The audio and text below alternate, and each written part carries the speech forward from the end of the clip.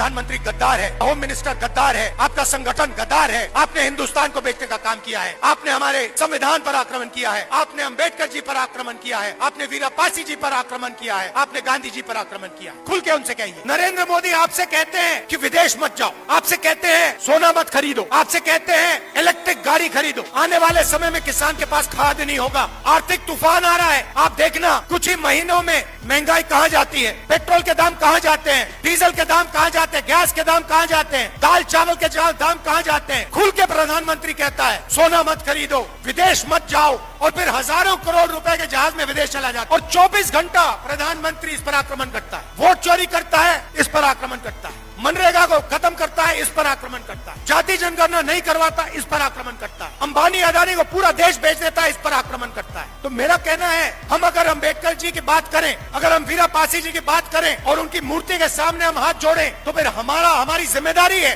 कि उनकी विचारधारा की हम रक्षा करें। इसके बिना हाथ जोड़ने का कोई मतलब ही नहीं है। आप सोचिए, अगर अम्बेडकर जी यहाँ बैठे होते और आप उनके सामने हाथ जोड़ते, उनके नारे लगाते और फिर एकदम बाहर जाके अंग्रेजों के साथ मिल जाते, उनकी विचारधारा के खिलाफ खड़े हो जाते या उनकी विचारधारा की रक्षा नहीं करते, तो अम्बेडकर जी वीरा पासी जी क्या कहते? तो जब हम अम्बेडकर जी की याद करते हैं, वीरा पासी जी की याद करते हैं, गांधी जी की याद करते हैं, बुद्ध भगवान की याद करते हैं, तो जिम्मेदारी, पहली जिम्मेदारी उनकी विचारधारा की रक्षा करने की। और ये मैं चाहता हूँ